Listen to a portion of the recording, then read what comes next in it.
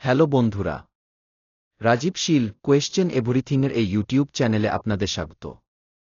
তুমি যা ভাবো তাই তুমি হয়ে যাও। এটি কোনো সাধারণ বাক্য নয়, বরং এটি পুরো জীবনের সারাংশ। তোমার মনই তোমার ভবিষ্যৎ লেখে। তোমার মনই ঠিক করে তুমি কোথায় যাবে এবং কি পাবে।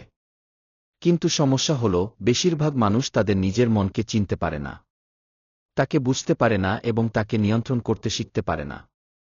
এটিই কারণ যে তারা তাদের স্বপ্ন পর্যন্ত পৌঁছাতে পারে না। দ্য মাইন্ড ইজ এভরিথিং বইটি এই প্রশ্নের উত্তর দেয়। কিভাবে আমাদের মন আমাদের জন্য সবচেয়ে বড় শক্তি হতে পারে এবং কিভাবে আমরা এটিকে আমাদের সুবিধার জন্য ব্যবহার করতে পারি। এই বইটি আমাদের শেখায় যে আমাদের চিন্তাই আমাদের প্রকৃত দুনিয়া তৈরি করে। যদি চিন্তা বদলে ফেলো, তাহলে জীবন নিজে থেকেই বদলে যাবে। যখন তুমি সকালে ঘুম থেকে উঠো, তখন তোমার মনে কি চিন্তা আসে? তুমি কি উৎসাহে ভরে যাও, না ক্লান্তি আর উদ্বেগে ডুবে থাকো? এই প্রথম চিন্তাই তোমার দিনের দিশা ঠিক করে। যদি তুমি তোমার মনকে ইতিবাচক চিন্তার জন্য প্রশিক্ষণ দিতে পারো, তাহলে তোমার প্রতিটি দিন আরও ভালো হতে পারে। লেখক বলেন, আমাদের মস্তিষ্ক একটি কম্পিউটারের মতো। তুমি তাকে যা বারবার বলো, তাই তাতে প্রোগ্রাম হয়ে যায়। যদি তুমি নিজেকে বারবার বলো যে তুমি ব্যর্থ, তাহলে মন তা সত্যি বলে মেনে নেয়। আর যদি তুমি নিজেকে বলো যে তুমি সবকিছু করতে পারো, তাহলে মন তোমার জন্য পথ খুঁজতে শুরু করে। এটিই নেতিবাচক এবং ইতিবাচক চিন্তার পার্থক্য। প্রতিটি মানুষের জীবনে সমস্যা আসে, কিন্তু প্রতিবার সমস্যার দিকে তাকিয়ে ভেঙে পড়া বা ভয় পাওয়া শুধুমাত্র চিন্তার দুর্বলতা। যদি মন শক্তিশালী হয়, তাহলে পাহাড়ও জয় করা যায়। লেখক বলেন, তোমার মনই তোমার সবচেয়ে বড় অস্ত্র। কিন্তু যদি তুমি এটিকে নিয়ন্ত্রণ না করো, তাহলে এটি তোমার সবচেয়ে বড় শত্রু হয়ে উঠতে পারে। বই অনুসারে মন দুটি ভাগে বিভক্ত। একটি হল চেতন মন বা কনশাস মাইন্ড।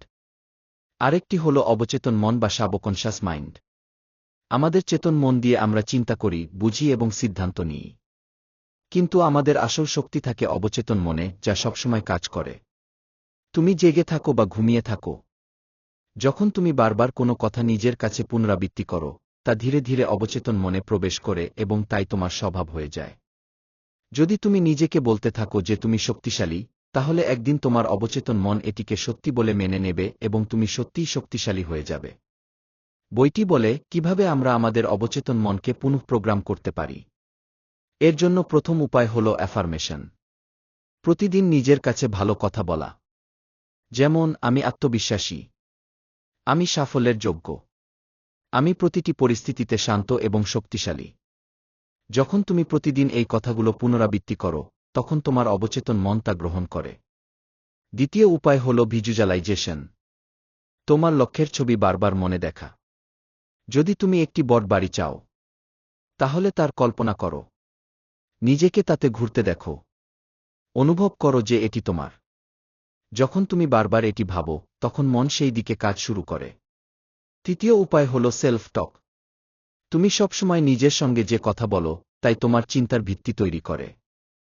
যদি তুমি সবসময় নিজের সমালোচনা করো, তাহলে মন তোমার বিরুদ্ধে কাজ করে।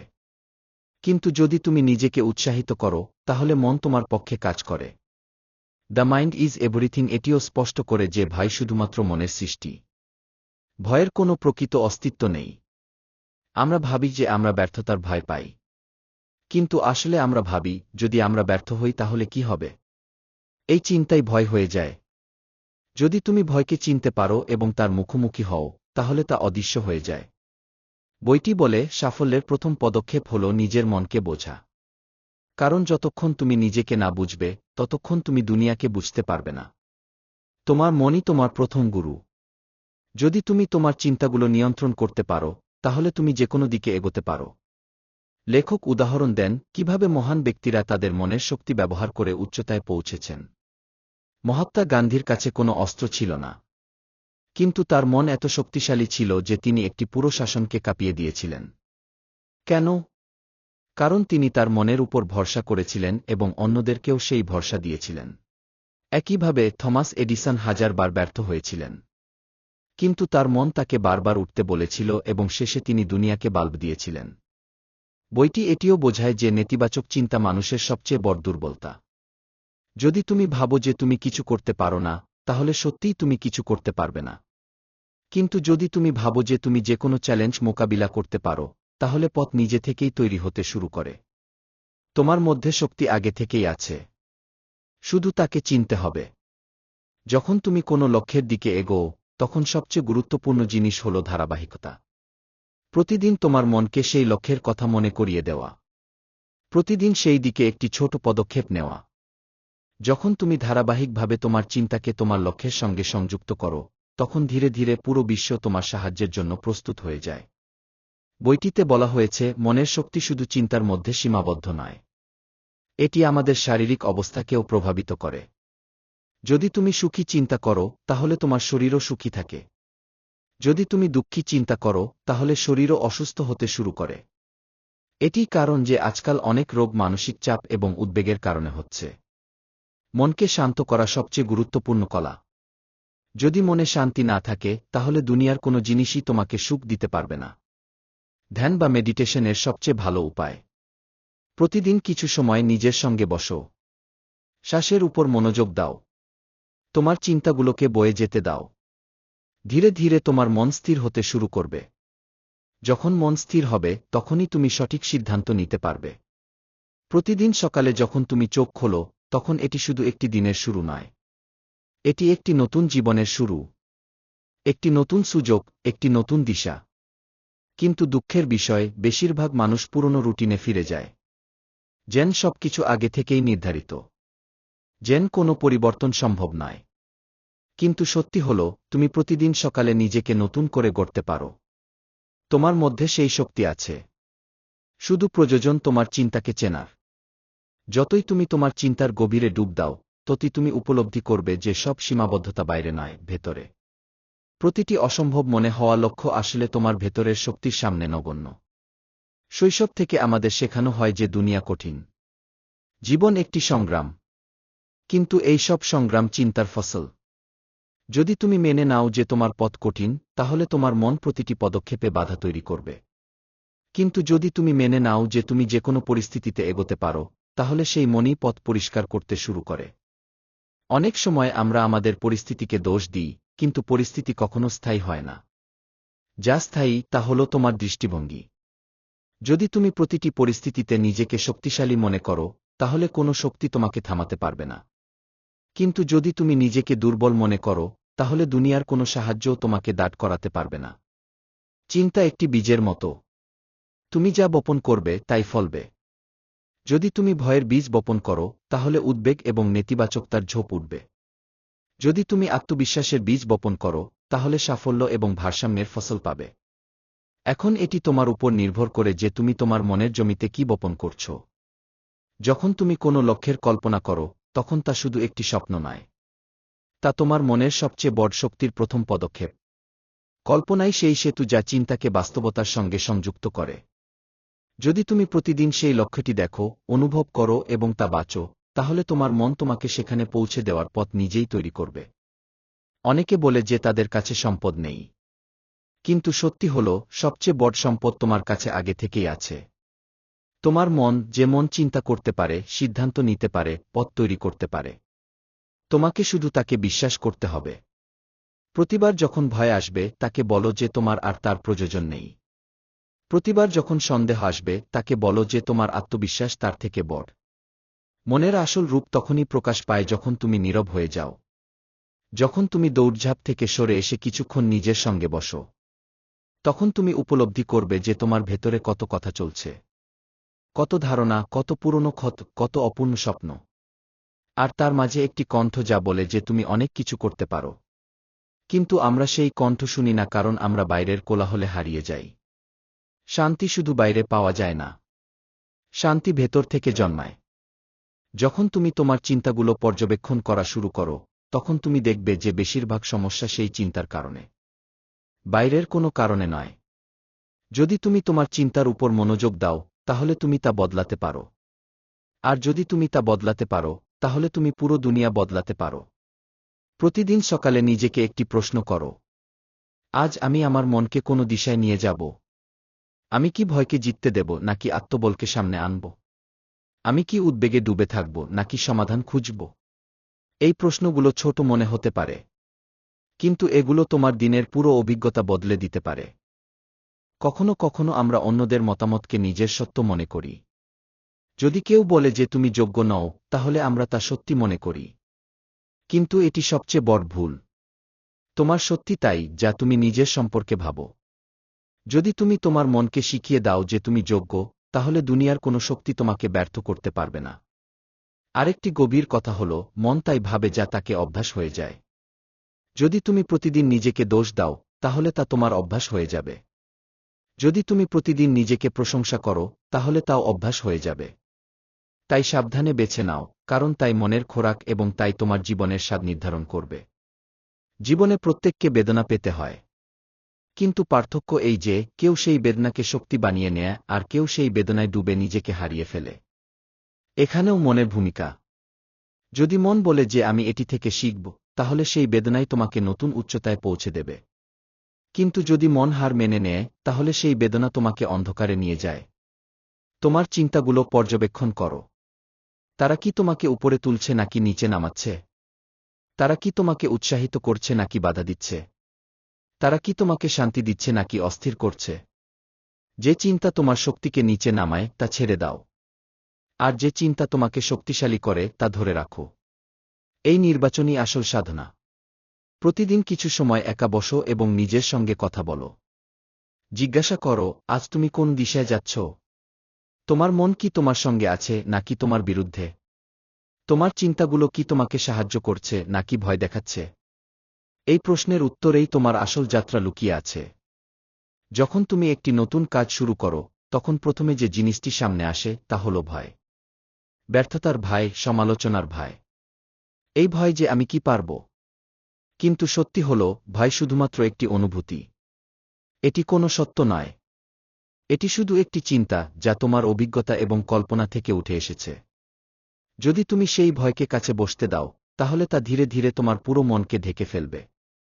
কিন্তু যদি তুমি বলো, ভয়, তুমি এখানেই থাকো, আমি এগিয়ে যাচ্ছি, তাহলে সেই ভয় তোমাকে সম্মান করতে শুরু করবে। অনেকে মনে করেন, যখন মন শান্ত হবে, তখনই তারা বড় সিদ্ধান্ত নেবে। তখনই নতুন কিছু শুরু করবে। কিন্তু মন কখনো নিজে থেকে শান্ত হয় না। তাকে শান্ত করতে হয়। তাও তখন, যখন তুমি তার উত্থানপতনকে শুধু দেখতে শুরু করো। তার সঙ্গে লড়াই করো না। শুধু দেখো। তখন ধীরে ধীরে তার গতি কমতে শুরু করে। তখন তোমাকে তার পেছনে লুকিয়ে থাকা আসল শক্তি দেখা যায়। ভাবো, তোমার কাছে কত বড় একটি ধন আছে। একটি যন্ত্র, যা প্রতি মুহূর্তে কাজ করছে। প্রতিটি কথা বুঝছে। প্রতিটি অভিজ্ঞতাকে রূপ দিচ্ছে। সেটি হলো তোমার মন। কিন্তু তুমি কি কখনো তাকে বোঝার চেষ্টা করেছ? নাকি শুধু তাকে দিশাহীনভাবে কাজ করতে দিয়েছ? যদি তুমি তার সঙ্গে একটু সচেতনভাবে কথা বলো, তাহলে সে তোমার জন্য সেই জীবন তৈরি করতে পারে, যার কথা তুমি শুধু কল্পনা করেছিলে। যখনই তোমার মন বলে যে তুমি পারবে না, তখন তাকে জিজ্ঞাসা করো, কোন ভিত্তিতে সে এমন বলছে? এটি কি পুরনো অভিজ্ঞতার উপর ভিত্তি করে, নাকি সমাজের মতামতের উপর, নাকি শুধু একটি মিথ্যা ভয়? আর যখন তুমি এই প্রশ্নটি গভীরভাবে জিজ্ঞাসা করবে, তখন উত্তর নিজে থেকেই তোমার ভেতর থেকে আসবে। তখন তুমি বুঝবে যে তোমার শক্তি ভয়ের থেকে অনেক বড়। তোমার সামর্থ্য যে কোনো বাধার থেকে উঁচু। তোমাকে শুধু প্রতিদিন তোমার মনের সঙ্গে সময় কাটাতে হবে। তাকে বুঝতে হবে। তাকে দেখতে হবে। তাকে দিশা দিতে হবে। কারণ দিশা ছাড়া মন তাই করে, যা তার কাছে সহজ মনে হয়। আর সহজ কি? অভিযোগ করা, টালবাহানা করা, ভয় পাওয়া। কিন্তু যখন তুমি তাকে দিশা দাও, তখন সেও বদলে যায়। তখন সে সমাধান খুঁজতে শুরু করে। তখন সে এগিয়ে যাওয়ার পথ দেখায়। আমাদের মধ্যে অনেকেই বাইরে থেকে অনেক কিছু শিখে, কিন্তু ভেতরে ঝাঁকানোর সাহস করে না। কারণ সেখানে আমাদের অসুরক্ষা মেলে। আমাদের অপূর্ণ স্বপ্ন মেলে। আমাদের মিথ্যা বাহানা মেলে। কিন্তু সেটিই তো আসল শিক্ষা।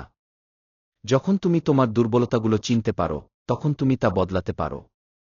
আর যখন তুমি তা বদলাতে শুরু করো, তখন মন একটি নতুন পথে চলতে শুরু করে। প্রতিটি নতুন চিন্তা একটি বীজ। যদি তুমি তাকে প্রতিদিন জল দাও, তাহলে তা ধীরে ধীরে একটি চিন্তা হয়। তারপর একটি অভ্যাস, তারপর একটি ব্যক্তিত্ব এবং শেষে একটি ভাগ্য। তাই ভাবো, তুমি তোমার ভেতরে কি ধরনের বীজ বপন করছ? হতাশার নাকি আশার? ভয়ের নাকি বিশ্বাসের? থামানোর নাকি এগিয়ে নিয়ে যাওয়ার? কারণ তাই তোমার জীবনের রং নির্ধারণ করবে। প্রতিটি মানুষের মধ্যে দুটি কণ্ঠ থাকে। একটি যা বলে তুমি পারবে না, আরেকটি যা বলে তুমি পারবে। প্রশ্ন এই নয় যে কোনো কণ্ঠ সত্যি বলছে। প্রশ্ন এই যে তুমি কোনটির উপর ভরসা করো। কারণ তুমি যেটির উপর ভরসা করো, সেই কণ্ঠ ধীরে ধীরে প্রাধান্য পায় এবং তাই তোমার সিদ্ধান্ত নির্ধারণ করতে শুরু করে। যদি তুমি চাও যে তোমার মন তোমার সঙ্গী হয়, তাহলে তাকে প্রতিদিন শিক্ষা দিতে হবে। যেমন একটি শিশু ধীরে ধীরে শিখে, তেমনি মনও প্রতিদিন একটু একটু করে শিখে। তুমি যত বেশি তাকে উঁচু চিন্তা দেবে, ততই সে উঁচুতে উঠবে। তুমি যত বেশি তাকে শান্ত করবে, ততই সে স্থির থাকবে।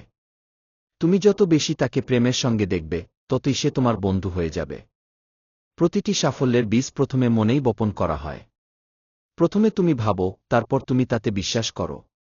তারপর তুমি তা অনুভব করতে শুরু করো। আর তারপর তোমার মন সেই দিকে কাজ শুরু করে। ক্লান্ত না হয়ে, থাম না হয়ে, ভয় না পেয়ে। যদি তুমি এই প্রক্রিয়াটি বুঝতে পারো, তাহলে তোমার জন্য কিছুই অসম্ভব নয়। কখনো কখনো মনে হয় যে জীবন খুব জটিল হয়ে গেছে। চারদিকে অন্ধকার। কিন্তু এই সময়ই তোমার মন তার আসল শক্তি দেখাতে পারে।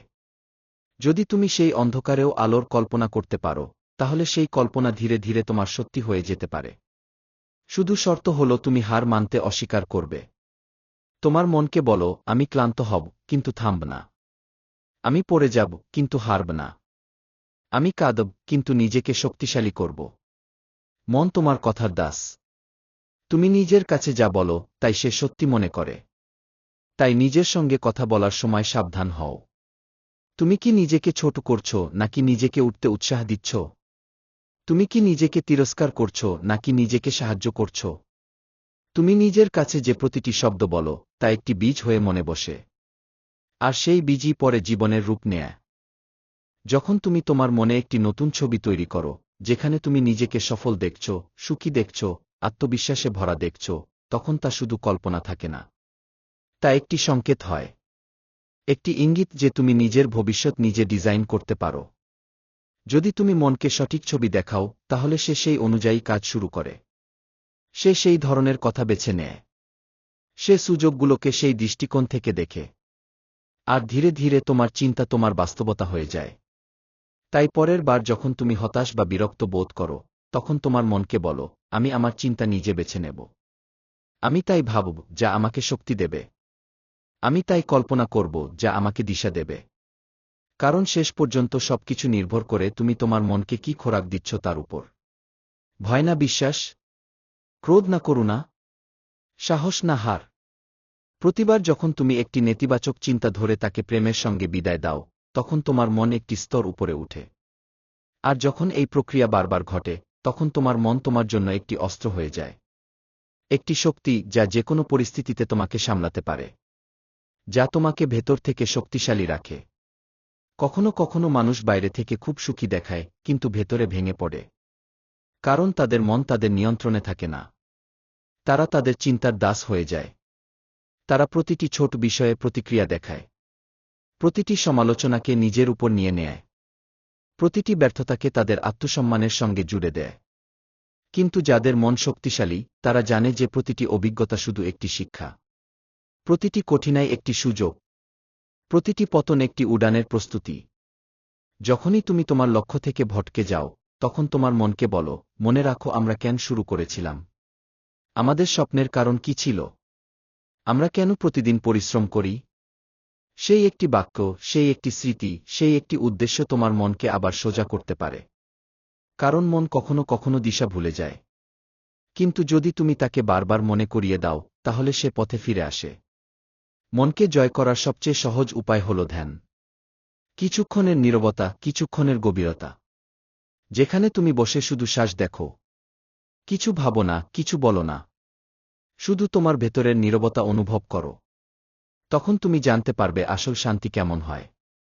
আর যখন সেই শান্তি তোমার ভেতরে বসে যায়, তখন কোনো পরিস্থিতিই তোমাকে নাড়াতে পারবে না। প্রতিদিন যখন তুমি সকালে উঠো, তখন তোমার মনকে একটি নতুন চিন্তা দাও। আজ আমি শান্ত থাকব। আজ আমি পরিশ্রম করব। আজ আমি প্রেম ছড়াব। এই ছোট ছোট সংকল্প মনের দিশা নির্ধারণ করে। আর মনের দিশাই জীবনের দিশা হয়ে যায়। যদি তুমি প্রতিদিন তোমার মনকে সচেতন রাখো, তাহলে জীবন নিজে থেকে সুন্দর হতে শুরু করে। যখন তোমার মন পরিষ্কার হয়, তখন সিদ্ধান্ত পরিষ্কার হয়, সম্পর্কও মধুর হয়, কাজেও আনন্দ আসে, আর নিজের সঙ্গে সংযোগও গভীর হয়। কিন্তু যখন মন বিভ্রান্ত হয়, তখন সবকিছু জটিল হয়ে যায়। প্রতিটি সম্পর্ক ভারী মনে হয়, প্রতিটি সিদ্ধান্ত বোঝা হয়ে যায়। তাই সবচেয়ে গুরুত্বপূর্ণ কাজ হল তুমি তোমার মনকে প্রতিদিন পরিষ্কার করো। যেমন শরীরের জন্য স্নান প্রয়োজন, তেমনি মনের জন্যও ধ্যান প্রয়োজন। তোমার মন একটি ক্ষেতের মতো। তুমি যে বীজ বপন করবে তাই ফলবে। যদি তুমি অভিযোগ বপন করো, তাহলে দুঃখের ফসল উঠবে।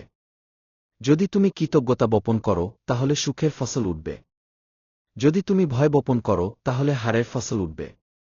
যদি তুমি বিশ্বাস বপন করো, তাহলে জয়ের ফসল উঠবে। সিদ্ধান্ত তোমার হাতে। যখন তুমি তোমার মনকে সঙ্গে নাও, তখন তুমি তোমার ভাগ্যকেও সঙ্গে নাও। তোমার মধ্যে এত শক্তি আছে যে তুমি যে কোনো পরিস্থিতিকে তোমার পক্ষে মোড় নিতে পারো। তোমার মনই তোমার সবচেয়ে বড় পুঁজি। তাকে সচেতনতার সঙ্গে ব্যবহার করো। তাকে প্রেমের সঙ্গে সাজাও। তাকে সাহসে ভরে দাও। কারণ যখন মন তোমার সঙ্গে থাকে, তখন পুরো দুনিয়া তোমার বিরুদ্ধে হয়েও তোমাকে থামাতে পারে না। যখন তুমি তোমার মনকে সামলাতে শিখে যাও, তখন তুমি কোনো পরিস্থিতি থেকে ভয় পাও না। তুমি জানো যে বাইরে যতই ঝড় হোক, ভেতরে যদি শান্তি থাকে, তাহলে সবকিছু সামলানো যায়। যদি তোমার মন স্থির থাকে, তাহলে তুমি প্রতিটি চ্যালেঞ্জের মুখোমুখি হাসতে হাসতে হতে পারো। বাইরের দুনিয়া তোমাকে নাড়াতে পারে না। কারণ তোমার মন তোমার সবচেয়ে বড় ঢাল হয়ে যায়। অনেকে সাফল্যের পেছনে ছোটেন, কিন্তু পথে নিজেকে হারিয়ে ফেলেন। কারণ তারা ভুলে যান যে সাফল্যের শুরু মন থেকে হয়। যদি মন ক্লান্ত, ভয়ে ভরা, বিভ্রান্ত হয়, তাহলে বড় থেকে বড় অর্জনও অপূর্ণ মনে হয়। কিন্তু যদি মন শান্ত, সন্তুষ্ট, সচেতন হয়, তাহলে ছোট্ট অর্জনও অনেক বড় মনে হয়। তুমি জীবনকে যে দৃষ্টিতে দেখবে, জীবন তেমনি দেখাবে। যদি তোমার মন সবসময় অভিযোগ করে, তাহলে তোমার প্রতিটি কোণা অপূর্ণ মনে হবে। যদি তোমার মন কৃতজ্ঞতায় ভরা থাকে, তাহলে তুমি প্রতিটি পরিস্থিতিতে কিছু ভালো খুঁজে পাবে। এই দৃষ্টিভঙ্গিই তোমার শক্তি হয়ে ওঠে। যদি মনকে ইতিবাচকতার অভ্যাস হয়ে যায়, তাহলে সে প্রতিটি দুঃখেও আশা খুঁজে পায়, প্রতিটি হারেও শিক্ষা দেখতে পায়। আমাদের সবার জীবনে এমন মুহূর্ত আসে যখন আমরা ভেঙে পড়ি, হার মানতে শুরু করি। কিন্তু সেই মুহূর্তই আসল পরীক্ষা যে তোমার মন কোন দিশায় যাবে। সে কি তোমাকে উঠতে উৎসাহিত করবে, নাকি তোমাকে মাটিতে পড়ে থাকতে দেবে? তোমার চিন্তাই নির্ধারণ করে তুমি উঠবে কিনা। যদি তুমি ভাবো যে তুমি পারবে, তাহলে তুমি পারবে। যদি তুমি ভাবো যে সব শেষ, তাহলে সব শেষ হয়ে যায়। মনকে বদলানো সহজ নয়, কিন্তু অসম্ভবও নয়। তোমাকে প্রতিদিন একটু একটু করে অভ্যাস করতে হবে। প্রতিদিন একটি নতুন চিন্তা, প্রতিদিন একটি নতুন ইতিবাচক অভ্যাস। ধীরে ধীরে এই ছোট পরিবর্তনগুলো তোমার জীবনকে সম্পূর্ণ বদলে দেবে। আজ তুমি যা ভাবছ, তাই কাল তোমার ভাগ্য হয়ে যাবে। প্রতিদিন সকালে নিজেকে একটি প্রশ্ন করো। আজ আমি আমার মনকে কোনো দিশায় নিয়ে যাচ্ছি? আমি কি তাকে ভয় দেখাচ্ছি, নাকি বিশ্বাস দিচ্ছি? আমি কি তাকে ক্রোধে ভরছি, নাকি করুণায়? আমি কি তাকে বিভ্রান্ত করছি, নাকি স্পষ্টতা দিচ্ছি? কারণ সেই দিশাই তোমার পুরো জীবনকে প্রভাবিত করবে। প্রতিবার যখন তুমি তোমার মনকে সঠিক দিশা দাও, তখন তুমি তোমার ভবিষ্যৎকেও নতুন দিশা দাও। কিছু মানুষ প্রতিটি বিষয়ে সমস্যা দেখে, আর কিছু মানুষ প্রতিটি সমস্যায় সমাধান। পার্থক্য তাদের মনে।